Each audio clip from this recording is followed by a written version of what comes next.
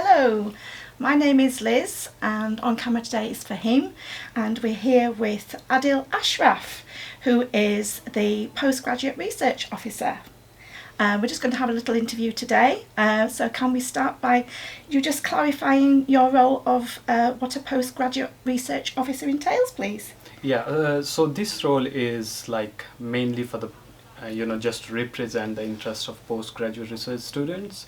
So we have around 4,000 PGR students. So it's specific individual duties, if we'll speak, like it's only for the interest of postgraduate research too, but overall we have team duties as well. So I work with the team on for the broader student community as well.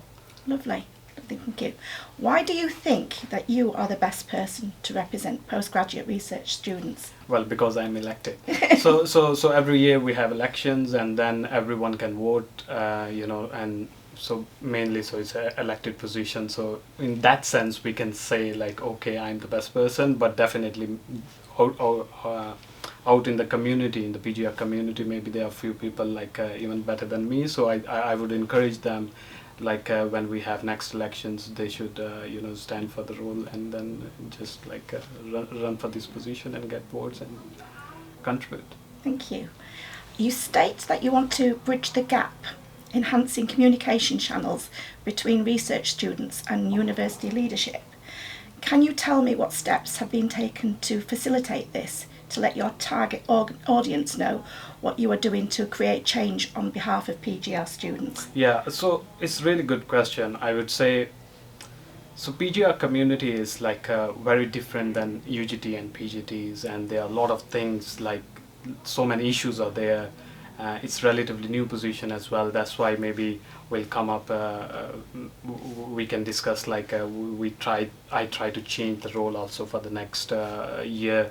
So for bridging the gap, so there are a lot of things to do. Like first, to increase the engagement of the PGR community overall, like because there are so many issues. So what I am trying is like first on the base level, try to change some sort of structure so that we can improve the engagement overall, not only in the university side but also in the union side. Okay. And then maybe having like different events. For example, I'm planning, hopefully it will come soon this month or in the coming month, some sort of PGR connect and co-create, where we will do some sort of informal gathering monthly basis, where I can get feedback and we can discuss a few issues and come up with some solutions, and then maybe I can raise those solutions in the relevant platforms. So I would say there is no straight answer, like like how to bridge the gap, but there are different ways. But first we have to make sure the base is really good, because PGR community is like literally there are so many issues, like it's like a separate community. Sometimes they think like SU is not for them, maybe they are different. Sometimes few PGRs think like they should be treated as a staff. So in a nutshell, I would say there are a lot of things to do, but just to answer your question, I would say I'm working on like organizing some events, maybe monthly, not only monthly, but some sort of big social networking kind of event, so that we can collect the feedback. And already I'm in touch with all our PGR reps in the schools and departments and getting their feedback on different issues, so that I can raise them also. I was going to ask that question, whether they actually give you feedback as well, yeah, and come in with other questions to you. Another question here is, you've pledged to facilitate regular forums and online forums for feedback, so carrying on, to ensure the needs and concerns of research students are addressed. On October's executive team update, there was no information on what actions had been taken, however, but it was you did do a good July-August roundup that you were finalising a proposal to enhance the PGR representation. Can you elaborate on that, what you have been doing since? I think you've done a little bit on that already, but you've been doing since to let students know how their needs and concerns can be met. Yeah, so definitely, see, for the comms, there are so many different platforms. Sometimes maybe you're not seeing updates, but it doesn't mean like, so we are trying our best. Like for example, there is website, then there is Instagram, then maybe you have to communicate, so sometimes maybe you're missing. some deadlines and you're not seeing the update. But we, at least from my side, what I did is like when I started, first thing I did in the few days is like contacting we have around 150 PGR reps from faculty, school, then department, divisions levels across the university. I contacted them through like an online form, asking them like what's their input on different issues, what I was thinking, to initiate few proposals, what they think about them, because I think so getting their feedback and then putting in whatever proposal I'm gonna put at the relevant platform is like can really push that project. So that thing I did, and we got response as well. And then there are regular events as well, like there are school forums, PGR school forums in different faculties. Then we have welcome and induction events. So still I'm not saying like I did like 100% perfect, but there can be like a lot of things that I can do more. But I'm trying my best like to get at least this thing right, to get the feedback, so that and to encourage not only the rep but whole broader PGR community, like to get engaged, to get involved if you want to change. Because so far there are very little things like done in this side. Like if you just pick 5 PGR students and ask like, okay, what do you think, like is there a structure, can you influence decision making, do we have some platform? So literally I can tell like this is my point of view, like out of 5 maybe 2 or 3 will know like, okay, we have actually research is one of the core strategic goal of the university. It's a research intensive university, so there are a lot of things to do. We have like proper from the vice president research to till down, we have so many different platforms where we can give our feedback, change few things, but students don't know. So for example, even if I'll ask like we have this student media, so in the last like let's say 3 years, like how much we have covered PGRs. Yeah. So I think so there are a lot of things to do in every bit, like in the SU side, my side, PGR rep sides, but also in the university side. Yeah, thank you. Challenges regarding delays in stipend payments, supervisor-student relationships, career uncertainty, and other hurdles as mentioned in your manifesto. Can you tell me what improvements have been discussed to address these particular issues? Yeah, for example, if I'll pick just out of these 3 or 4, just one, like let's say career. So I'm a member of, so we have this Manchester Doctoral College where we have monthly meetings, and I'm a member of that, and where all the top university leadership sits and discuss different issues. So, and also I have like one-to-ones also with the direct MDC as well, the Manchester Doctoral College. So I raise at least all these issues, and then we are following up, for example, on the career, how we can improve the career service. Already they are doing amazing work, like after you'll graduate you can have that service for 2-3 years, but still I think so for PGRs we have to tailor that, and so that we can include the research students. For example, whenever there is a broader discussion about research, okay, what to do, because we have teaching and learning, we have research, we have social responsibility. But whenever there is a discussion on any platforms about research, I think so there is a need to start from the PGRs rather than starting a little bit after the PGRs, because we have research associates, we have research assistants, we have postdoctoral research assistants. So I think so there is a need to consider PGRs also part of that whole thing. Then we can solve one of these issues, like as I mentioned, career. It's a lot.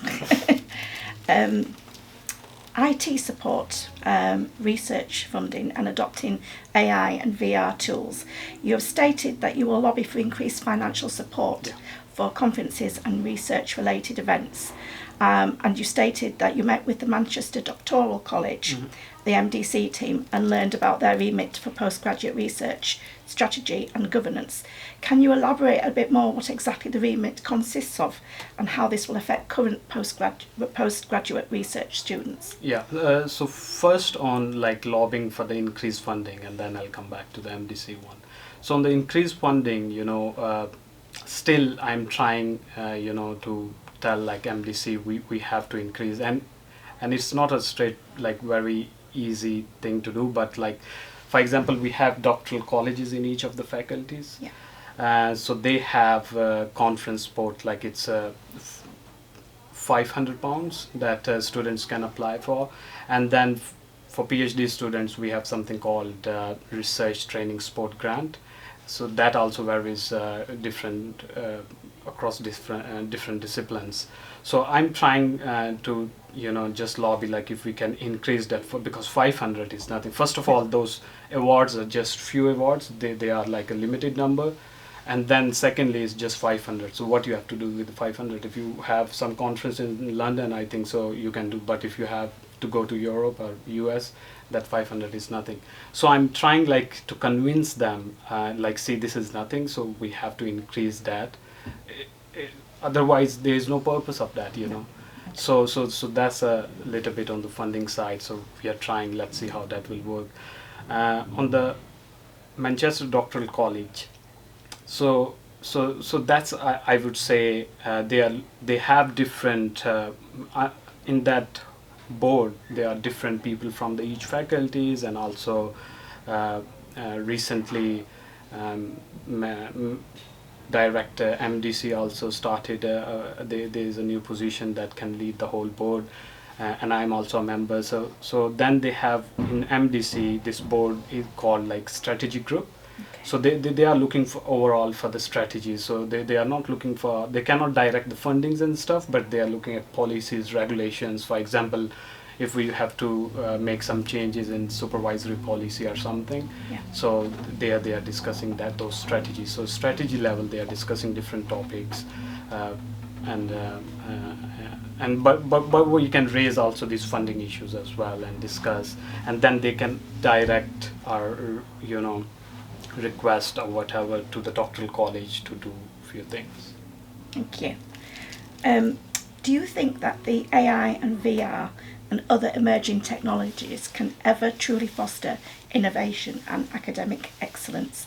I know this is a double-edged subject here, especially with decolonial thinking and ethical considerations and the threat of misinformation. Well, my personal point of view is like it depends. Like it's a difficult question, I think so. But we have to start thinking like how we can use those technologies, AI and VR, ethically and responsibly. So it's a question of how. So given the fact those technologies and all these things are there, so how we can utilize them rather than just running away from them and just thinking like, okay, there can be a lot of issues if we'll adopt those technologies. So my take is like I think so we should start thinking like how we can use them in different ways, in a good way. And there are different policies also. For example, for PGRs there are proper guidelines, and I think so we have to start just keep an eye on those regularly and make sure like we can utilize those methods not only in conducting research and stuff, but also like how in a different way students can utilize these technologies. Thank you. You've stated that you're committed to promoting inclusivity, diversity, mental well-being and to champion global conflict support, and your top tip for October's roundup was for PGR students to get involved in the wider vibrant university life and attend social and networking events alongside meeting with their supervisory team. Apart from the current university wellbeing sources available online and on campus, how do you aim to advocate and establish a targeted wellbeing support system tailored specifically for PGRs? Yeah, so on well-being, as you mentioned, we need a tailored, very different, because, for example, if we'll go like to the FSC where PGR sits, so it's a very different, they have a place. So my thing is like, if we can, involve them in this whole initiative, whatever initiative we want to do on well-being and mental health, rather than just doing first and then trying to get their engagement, we have to make sure and we can do that. There are spaces, PGR spaces, where we can put, for example, posters to educate them, like this some, because sometimes student comes from different background in PGR community, and then they are not aware of like all these things, like okay, these are some genuine issues. So sometimes literally you can face so many isolation issues, because PGR's PhD research is very different. Sometimes it's working, sometimes it's not even working. So but we have to make sure students are aware of, first of all, like okay, there are these things and you can face, and it's like because maybe given their different backgrounds, maybe they don't know. And secondly, we have to make sure there is relevant support available, and we are communicating like okay, you have this sport and you can, because for example we have here in the SU house SU ambassador in each of the doctoral college. So it's working really well, so we have to make sure it's like still communicated as well, like PGR should know. So first is like we have good projects, but do they really know like if I'm facing this issue, and where should I go? Thank you. The post has now been made into a part-time role. Yeah. Can you tell me if you think you will be able to create as much of an impact as a full-time post holder, or whether this puts severe constraints on what you want to achieve? So I think so here we have to think like why I did that, like why at the first instance I make it part. So there are so many issues here. And it's not like it's gonna work or not. We are not sure. We are gonna try it. Hopefully it will work, and I'm 100%, at least 80% sure it will work, if not 100%. So there were issues here. So issue was like, for example, in the last 2 years before me, like this position started in around 2020. I'm not 100% sure. It's 2021. Yeah. And then those 2 years, I don't know what happened, but there were a lot of issues, like challenges are there associated with this position, starting with for example, we have to interrupt our studies. So it's different from undergrad and PGTs. For PGR, for example, if you're working on cancer research, how you can just stop cancer research and you'll be like, okay, I'll advocate for my interest and my community interest. So that was one of the issue, like okay, let's try something different, like make it part-time, so that you don't have to interrupt your studies, and hopefully we'll get more candidates and more engagement, and people will get involved in the election, and all that thing. And then secondly, we have Postgraduate Association, AMPA, and so there is a whole things going on between SU and AMPA since 2021. So try to some sort of bringing everything together, because what I want is like everyone should work together, and then like things will work, rather than we have, for example, association is they're doing amazing work, and then SU officer is there, and all those things will create like sometimes creates like so many issues, and people can divide as well within the community. Already we have issues, and on top of that, if we have this one, we cannot advocate for our interests. So second was this issue, just to solve little bits, and then like under the same thing, like we are restricting even the electorate as well. Only PGRs. So previously only PGRs can stand, but everyone can vote. But now only PGRs can stand, and only PGRs can. So someone can say like, no, this is not good. But why we are doing is like, this was also from the association also things like postgraduate association, like see, you are telling like you are representing PGR, but you are getting vote from everyone. So how many votes you are getting from PGRs out of all those, let's say 1,000 votes? So there are so many these issues. So just to trying different models so that it can work. And I think as an SU also, and I think so we should regularly keep going back to all this structure and evolve from that for the better good. So hopefully this will work, the part-time position. That's lovely. Yeah. Thank you so much for answering all my questions today. Is there anything else before we finish that you'd like to add?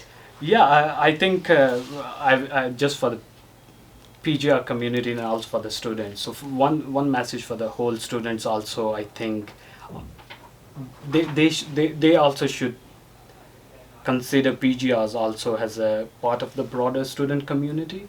So sometimes definitely PGRs sometimes are thinking we are not part of we are a little bit different than UGT PGTs. So I think so, okay, there is a problem there and we should work there as well. So that's my message for PGRs, okay, get involved, you have resources, maybe if you cannot contribute similar to UGTs and PGTs, at least try your best. And secondly, for the other community also, student community, I think so they should also try to engage with the PGRs and try to understand what the issues are, so that we can work as a whole student community rather than separate bits. That's good advice. Yeah, Thank you. Thank you so much. Thank you.